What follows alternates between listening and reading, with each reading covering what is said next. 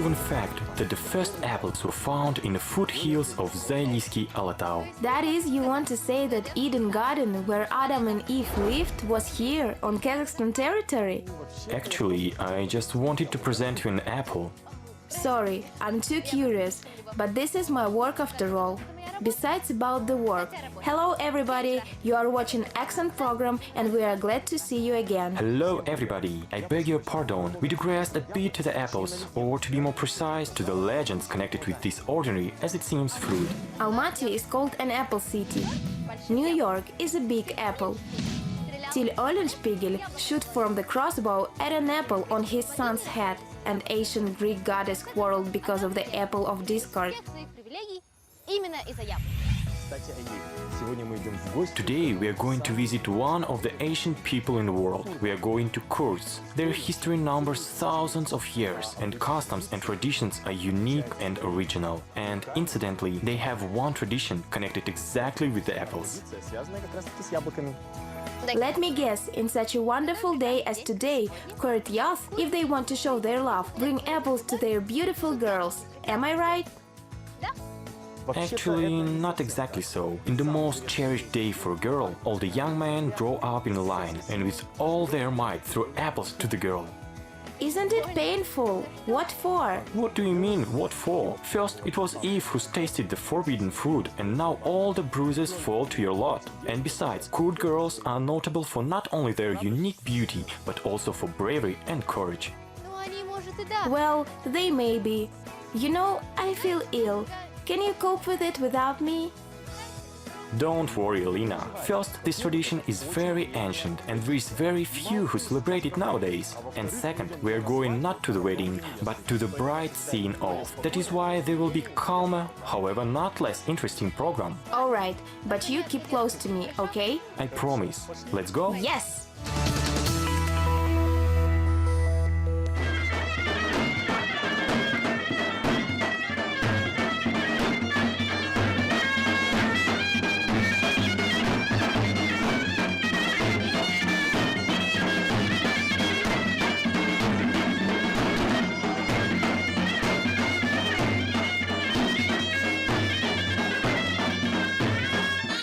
Here we are.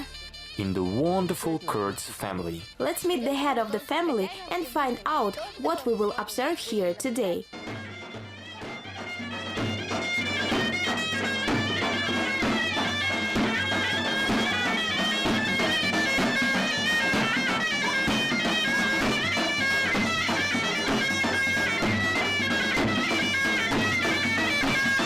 Ali, could you please tell us what will we witness here today?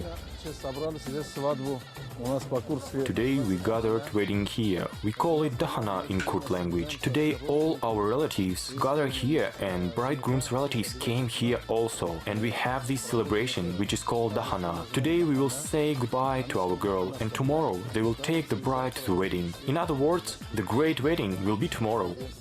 That is, today we have a bride scene off.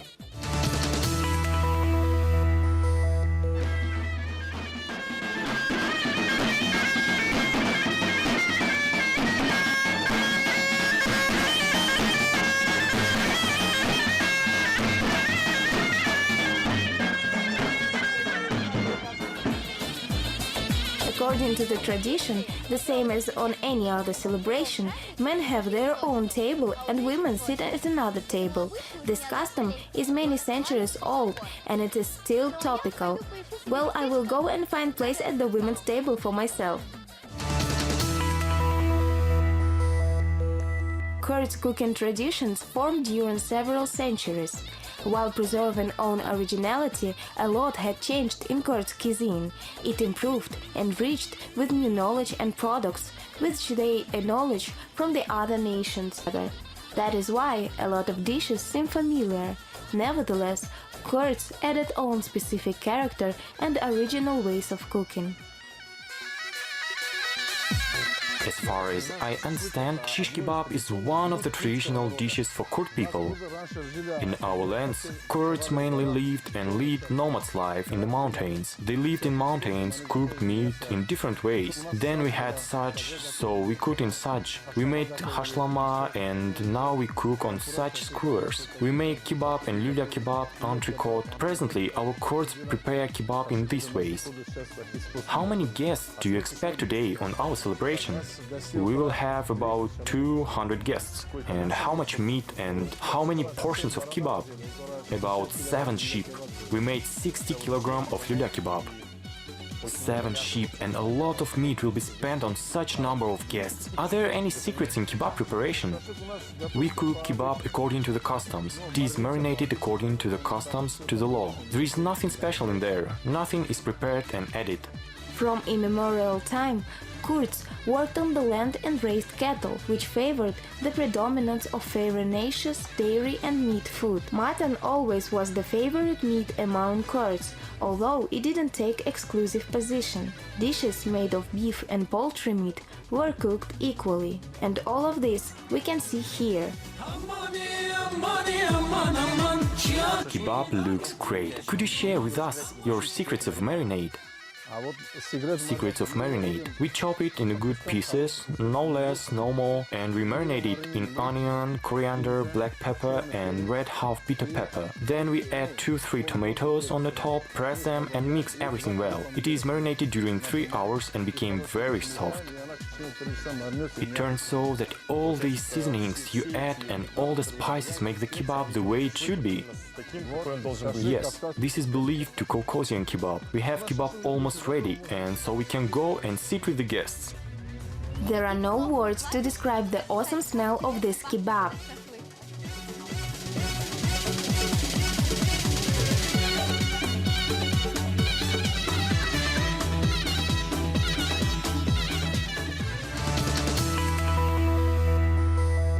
As I already said, Kurds are one of the Asian nations with a rich and eventful history. Information about ancestors of modern Kurds can be found in Egyptian, Sumerian, Assyrian and even in Urartian sources. Kurds are very strong-willed and warlike nation.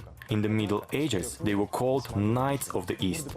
However, Kurds' history is quite tragic. Kurds helped to create powerful empires, but still they don't have own state. Many of them, as fate has willed it, are found long away from the historical motherland, Kurdistan, and some live in Kazakhstan. At the moment, more than 40,000 Kurds live in our country. Let us know how they happened to settle here. Kurds' history numbers many centuries. Could you tell us about the history of Kurds' appearance? Kurds are very ancient people. We are mentioned in 5th century's chronicles. In the last century, after Sheikh Said's rising in 1926, Kurds moved from Turkish Kurdistan to the Caucasus, to Nakhchivan city. They built own villages along the bank of the river Aras and gave them Kabil names. Here are some titles. Shavalika, Hedjinka, Karka, Mysyrka. At that time, Soviet government rendered assistance. We were supplied with products, transport, and in general they took an interest in how the settlement and building went on. It was very good time. My granddad told that everything came to normal. We built houses, began to grow children, but in 1937, people's resettlement and Stalin's repression started, and those Kurds who lived along Soviet Union's border were transferred to the Middle Asia and Kazakhstan. As you know, that time was very hard, and nobody knew what to do. People lived as they could. Kurds were deported in 3 echelons. The first went to Taraz, the second to Almaty, and the third to Kyrgyzstan. Just imagine, it was still dark on the street, it was winter time. All the families left houses with their things and on trucks drove to the railway station. Where? Why? Nobody knew. Everybody were afraid to the execution. The tracks came to the railway station. We were loaded to the closed coaches with the small windows, just to floor, even without straw. And the most important was that the people didn't know where they were deported to. We trained very long. It was very cold. People caught cold and died of starvation and illnesses. There were no doctors in the coaches. At that time, we didn't know that we were going to Almaty, so maybe only half of the people got there. Many died. After echelons came to Almaty, we were again loaded to tracks. In the tracks, we were sent from Almaty to Bakanas. It was very cold in Bakanas. Soldiers left us in steppe and we didn't know what to do. So we just sat in a circle, recovered from the wind with everything that we had, covered children and said. But Kazakh people who lived in nearby village came to us and called us to their village. In the village, Kazakhs took us to their houses, sheltered us, fed us, helped with all they could, and so they didn't give us to die. If there were 2 rooms in a house, then Kurds were accommodated in one of them. Another room was for the owners. We thought about what to do next. We are Kurds. We used to live in the mountains. That is why we gathered all together and agreed to go to Almaty and its suburbs because of the mountains. Packing didn't took as long. Everything that we had we loaded on horses and donkeys and left to the Almaty direction. The whole village saw us off. We went along Ili river's bank during several days. Local authorities accepted us and distributed us among Imbekshi-Kazakhsky and Ilysky regions, and some of us were left to live in the city itself. In 1956, after Stalin's death, city's authorities allowed us to return to our native land or settle in any village we want. Our family, grandfather, father, mother, I was already born at the time. My sisters and brothers and many other families decided to stay in Kazakhstan forever.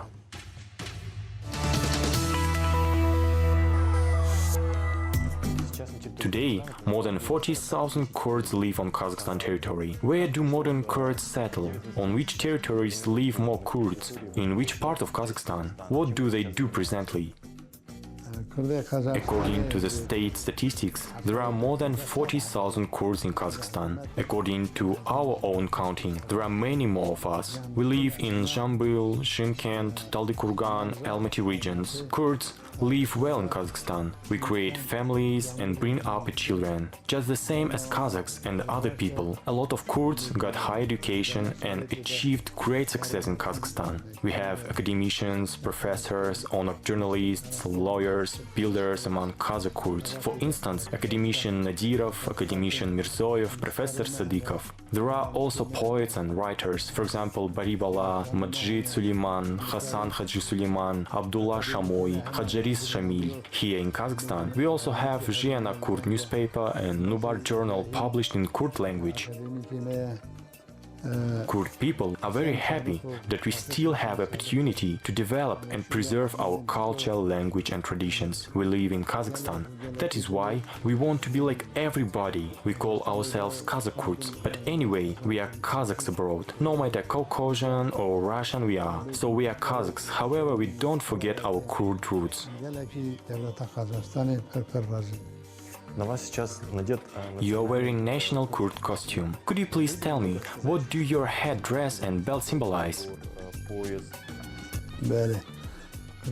We have beautiful high mountains in Kurdistan, the same as here, and it is very cold there. We are mountain dwellers, and we need headdress to keep head and face from freezing of cold mountain wind. Belt is also necessary for not to catch cold and to keep warm kidneys and internals. There is always a drought in mountain dwellings and wind blows. Length of this belt is 6 meters. It is wound around the waist. The belt is used also for household needs. It is very convenient to keep small things in its folds, and if it is unwound, it can be used as a stretchers if a man injures his leg, for example. You live on Kazakhstan territory for a long time. What are your feelings toward Kazakhstan? Can you say that Kazakhstan became your second motherland? Благодарим казахского народа. Kazakhstan is our homeland. We thank Kazakh people that during deportation they gave us a bread, salt, shelter, warm clothes. They had given us their homes and we would never forget these. Our grandfathers and fathers. We tell these our children and grandsons. We love Kazakh people. All our family speaks Kazakh language. We all know Kazakh language. We express our thanks to all Kazakh nation.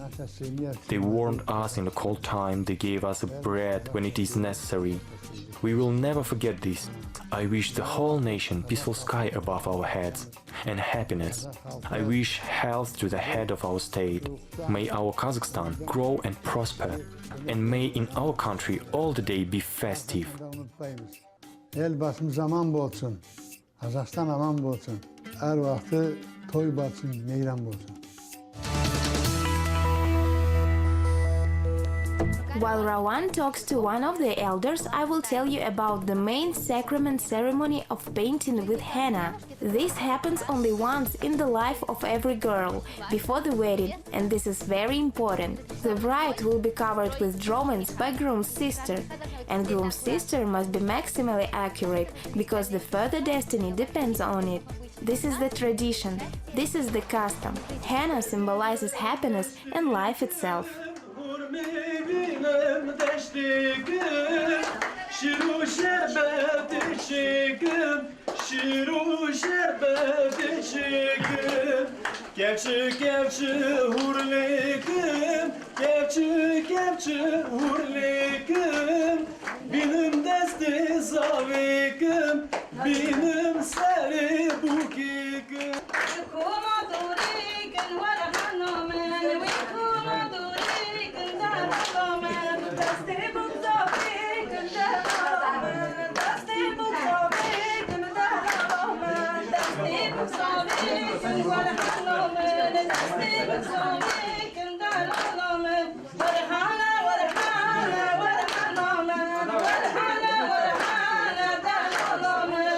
Henna night is a rite on which usually only women are allowed to attend. Men celebrate this occasion separately. Generally accepted customs play the main role in this ceremony. In the henna night, the bride wears special dress, especially selected for this ceremony.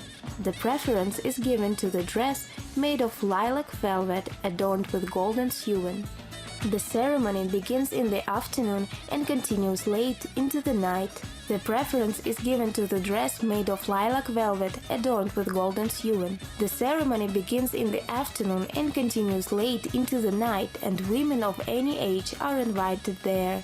The most important moment is considered to be ceremony of henna's lighting. The girl is asked to open her palms, but she opens them only after guests from the groom's side present her a golden bracelet. After the gift is presented, two adult relatives from either bride or groom's side cover her palms with henna, wishing her happy marriage. After, the bride is put on red mittens and invited to dance with her friends. Guests are always invited to decorate hands with henna. Then the guests are offered with different treating. The ceremony ends late in the night. Well, the wedding is tomorrow, and today bride and groom has first letters of their names painted on their hands, Nuriya and Jafar, and we hope that they will be happy. There is something mystical and sacral in it. One more good tradition is to dip the little finger into the henna and wish the newlyweds all the best wishes. This wish should surely come true.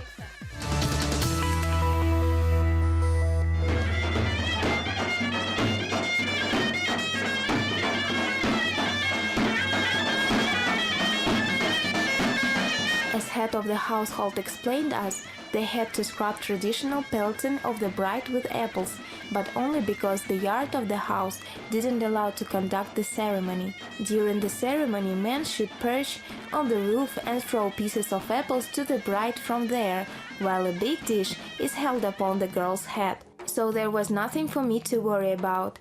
There is nothing barbarian in this rite. Nobody was about to harm a happy bride.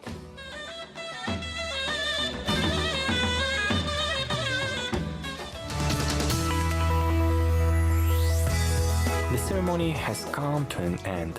Now our heroine can officially consider herself a bride. We wish her happiness and long life with her chosen one. Although Kurds' wedding is a rather long process, it can last up to 7 days. But this is it for today. See you in the next programs, where we expect more meetings with the other nations living on the territory of our multinational Kazakhstan.